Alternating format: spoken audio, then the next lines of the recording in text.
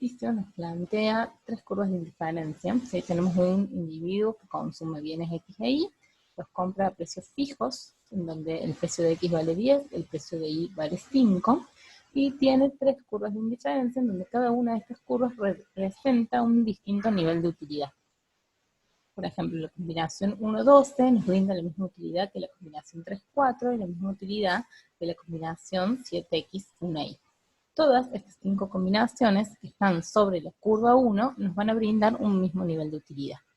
Para la curva 2 tenemos, fíjense, más consumo de X y más consumo de Y en todos los casos, y por lo tanto todas estas combinaciones nos van a estar brindando la misma utilidad, pero en un nivel mayor a la utilidad que las combinaciones de la curva 1. Si seguimos avanzando hacia la curva 3, vemos que de vuelta tenemos mayor consumo de X que en la 2 y en la 1, mayor consumo de Y que en la 2 y en la 1, en cada una de las opciones. Por lo tanto, estas 5 alternativas también nos brindan un mismo nivel de utilidad, pero a un nivel mayor al de la curva 1 y al de la curva 2. ¿Qué nos pide el ejercicio? ¿Cómo empieza? Nos pide que grafiquemos estas curvas de indiferencia, o sea, que armemos el mapa de indiferencia. Para graficar, básicamente vamos a hacer un eje XY, donde vamos a poner las X en las abscisas, la Y en las ordenadas, y vamos a ir identificando cada uno de estos puntos. Una vez identificados los 5 puntos, los vamos a unir con una línea, ¿sí?, que nos dé la curva de indiferencia como si fuera continua. Nosotros acá tenemos 5 puntos discretos de la curva, pero vamos a suponer que sobre esa línea hay un montón más de combinaciones que nos brindan el mismo nivel de utilidad. De esa forma, si avanzamos, acá tenemos este mapa de indiferencia. De acá tenemos esta primera curva, ¿sí?, que como les decía, es la curva 1 y 1, esta segunda curva, que es la curva 2 y 2, y esta tercera curva, que es la curva Y3. Cada uno de estos puntos representan esos puntos que teníamos en la tabla inicial, en el enunciado del ejercicio. ¿Sí? Como dije antes, toda esta línea representa un mismo nivel de utilidad, o sea, cualquiera de estos puntos me va a estar brindando el mismo nivel de utilidad. O sea, para el consumidor sería indiferente consumir acá o consumir acá en términos de utilidad.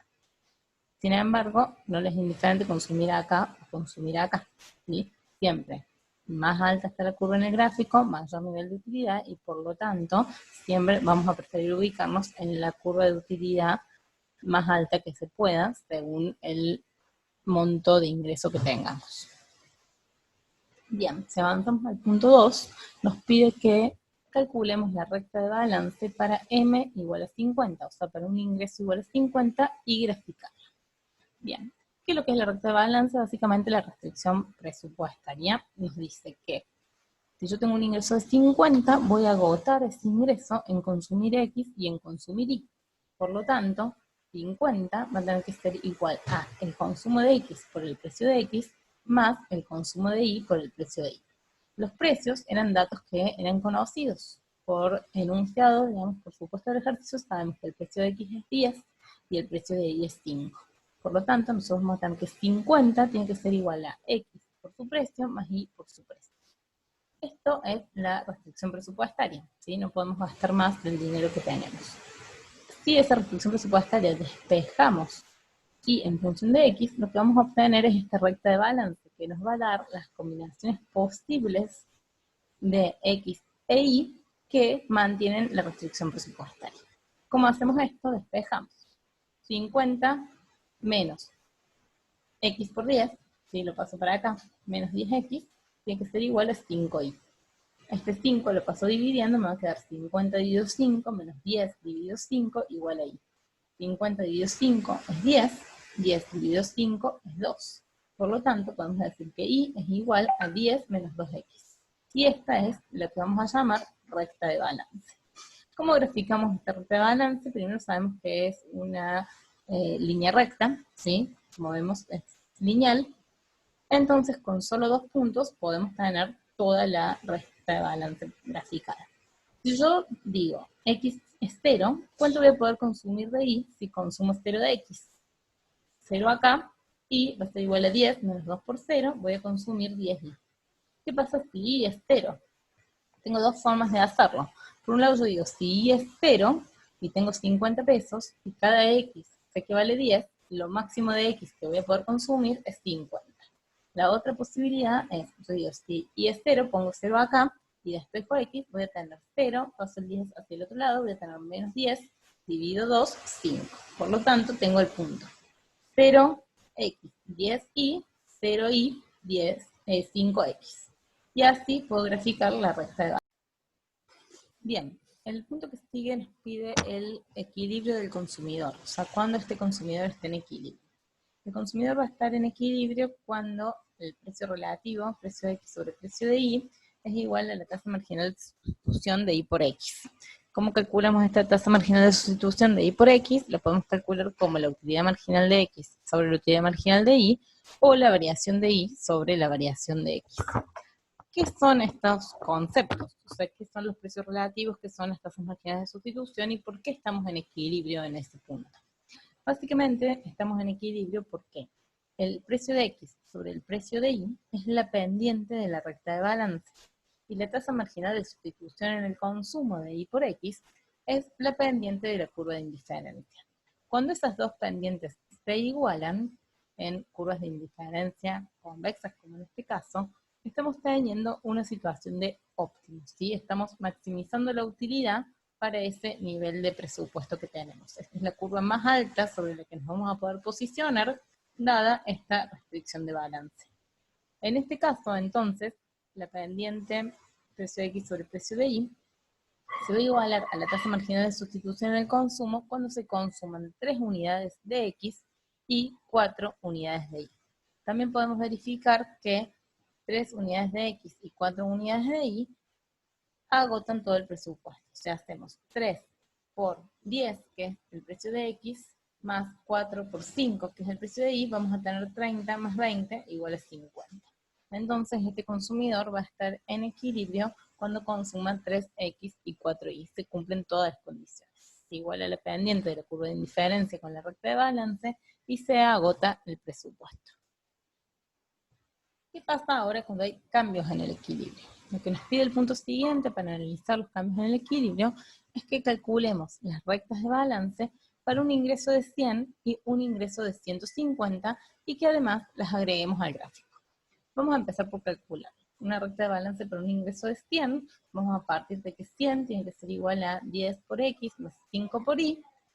Si despejamos Y en función de X, vamos a llegar a que 100 menos 10 por X es igual a 5 por Y. 100 dividido 5 menos 10 dividido 5 va a ser igual a Y. Vamos a obtener 20 menos 2X igual a Y. ¿Sí? Fíjense que cambió la ordenada del origen de la recta de balance, pero no cambia la pendiente. ¿Qué pasa con un ingreso de 150? Algo muy parecido. Básicamente tenemos 150 igual a 10 por X más 5 por Y. 150 menos 10X igual a 5 por Y. 150 dividido 5 menos 10 dividido 5 por X igual a Y. Vamos a tener 30 menos 2 por X igual a Y. De nuevo, la pendiente es la misma. Fíjense que no cambia la pendiente porque no cambian los precios relativos, ¿sí? Entonces el relativo de precios, que habíamos dicho que era la pendiente de la recta de balance, precio de X sobre precio de Y, nos sigue dando 2, se sigue manteniendo.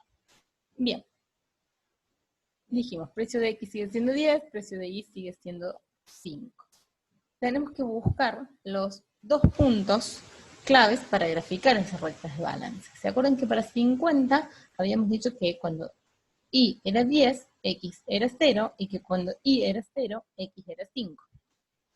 ¿Cuáles van a ser estos puntos extremos de las rectas de balance para un ingreso de 100 y para un ingreso de 150 que nos van a poder permitir graficar estas nuevas rectas que obtuvimos?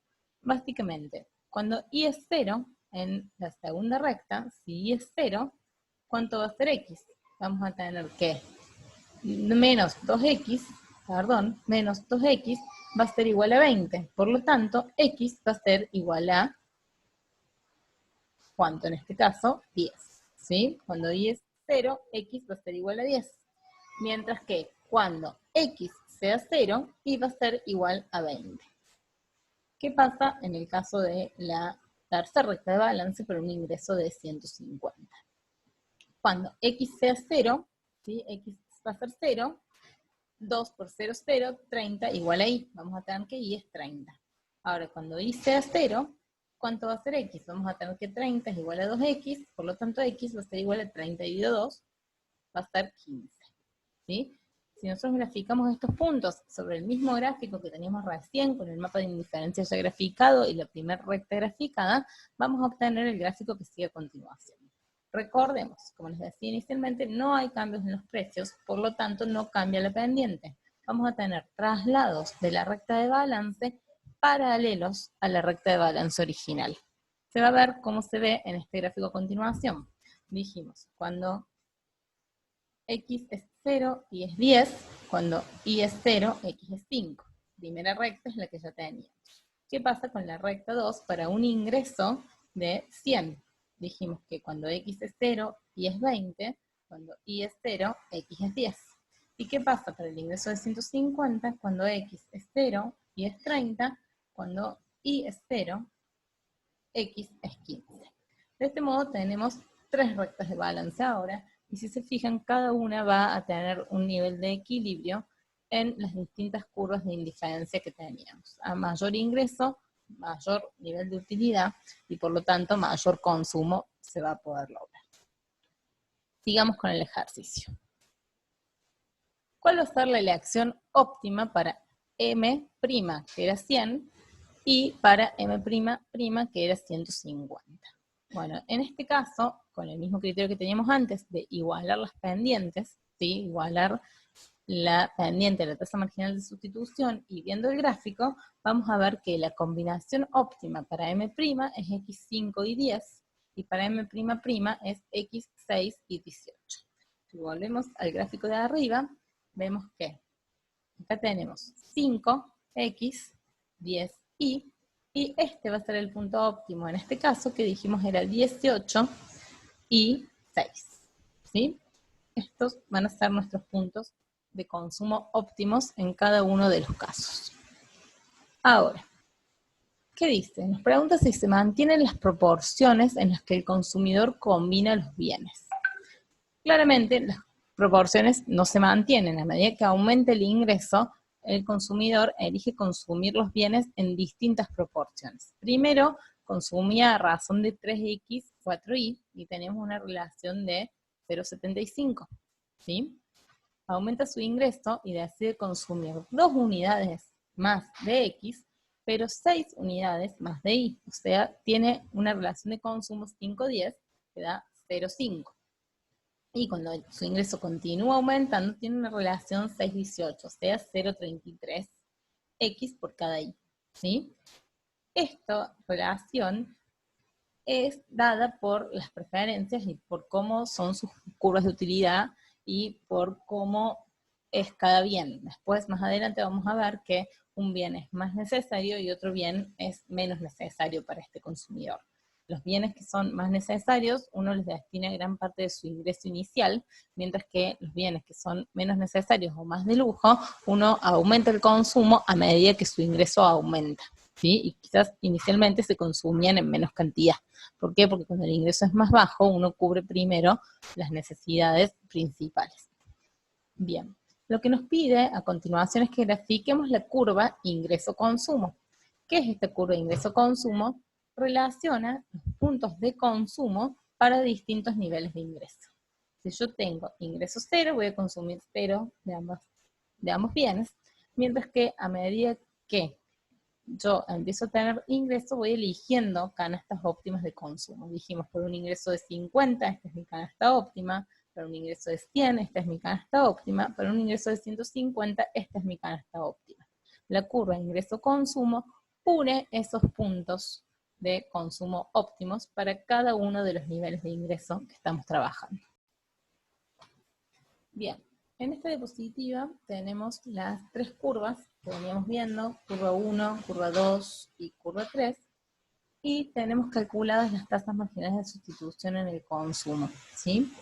Estas tasas marginales de sustitución en el consumo las vamos a calcular como la variación de y frente a la variación de x. Por ejemplo, en este caso, y baja en 4 unidades, x aumenta en 0,5. 4 sobre 0,5 me va a dar 8, ¿sí? Después, de 8 a 4, bajamos de vuelta 4 unidades, pero ahora x aumenta 1,5. Entonces, vamos a tener 4 sobre 1,5 y así sucesivamente. Lo mismo vamos a calcular para cada uno de los puntos de las curvas de indiferencia.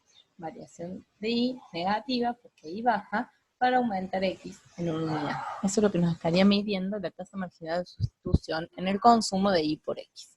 ¿Sí? ¿Qué tenemos en estas tablas entonces?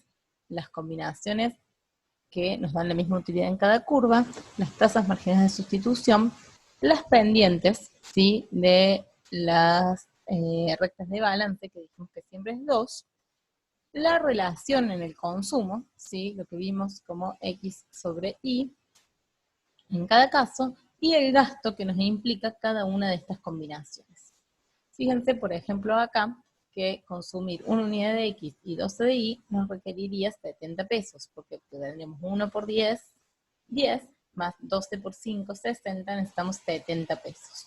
De todas las combinaciones de esta curva de utilidad y de esta curva de indiferencia, la única que cumple con la recta de balance es la combinación 3-4, que es la que habíamos indicado que era óptima.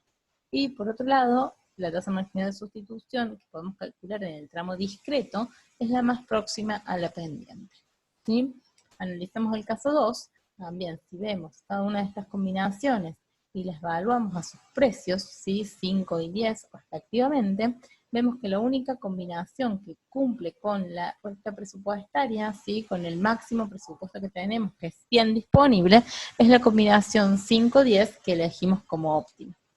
¿Sí? En este caso también tenemos una tasa marginal de sustitución del consumo de 2,67, relativamente próxima a 2, pero no podemos calcular la exacta por lo que les explicaba, que estamos en el campo continuo, estamos calculando un tramo de tasa marginal de sustitución, no la relación infinitesimal para medir la pendiente, y por eso lo tratamos de analizar en este caso más gráficamente y verificando la restricción presupuestaria. ¿Sí? Y por último, en la curva 3 nos pasa lo mismo.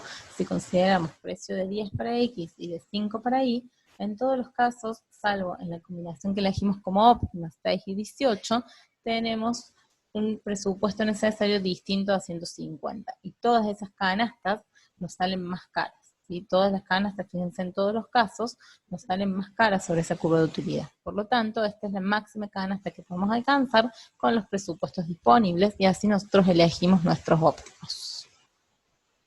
Bien, ¿qué nos pide el punto D y el punto E? Nos hablan de la curva de Engel y el tipo de bienes.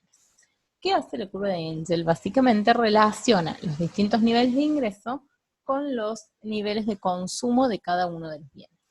¿Qué sabemos nosotros? Que para M0 no vamos a consumir ningún bien. Para un ingreso de 50, dijimos nuestro consumo óptimo es X3 y 4. Para un ingreso de 100, nuestro consumo óptimo es X5 y 10. Y para un ingreso de 150, nuestro consumo óptimo es X6 y 18. Lo que vamos a graficar ahora es el consumo de X en relación al ingreso por un lado y el consumo de Y en relación al ingreso por el otro lado. Empecemos por X, dijimos ingreso 0, 0, ingreso de 50, consumo 3, ingreso de 100, consumo 5, ingreso de 150, consumo 6. Esta es la curva de Engel, ¿sí?, que relaciona ingreso con consumo para el bien X. ¿Qué pasa con el bien X? A medida que aumenta el ingreso, el consumo crece a tasa decreciente. ¿Sí? Fíjense que primero aumenta en 2, después aumenta en 1, frente a los mismos 50 pesos de aumento del ingreso. Por lo tanto, podemos decir que este es un bien necesario, ¿sí? Lo voy a consumir mucho con mis primeros tramos de ingreso y después va a ir creciendo, ¿sí? Es un bien normal, porque aumenta el ingreso, aumenta el consumo, pero a tasas decrecientes, ¿sí? Hasta que llegue a un nivel de saciedad obvio. Después, ¿qué pasa con el bien Y? Fíjense que el crecimiento del bien Y es a tasa creciente. También es un bien normal, mayor ingreso, mayor consumo, pero es lo que llamamos como un bien suntuario o un bien más de lujo. A medida que aumente el ingreso, cada vez quiero consumir más de este bien. Para ingresos de 50 consumía 4, para ingresos de 100 consumía 10, o sea, acá aumente mi consumo en 6 unidades, para 50 pesos adicionales todavía voy a consumir 18, aumento mi consumo en 18. En este caso, el consumo del bien Y aumenta a tasa creciente. Y con esto terminamos el ejercicio 8, en donde vimos la relación que hay entre los cambios en los niveles de ingreso y las canastas y consumos óptimos. Con esto tenemos que tener claridad sobre lo que nos dice la curva ingreso-consumo, las curvas de Engel y cómo encontrar distintos niveles de equilibrio para distintos niveles de ingreso. O sea, cuando cambia el ingreso y no cambian los precios, las rectas de balance, como vimos en el gráfico, se van a mover en forma paralela. Bien, esto es todo para el ejercicio 8. En un próximo video vamos a desarrollar en detalle el ejercicio 9.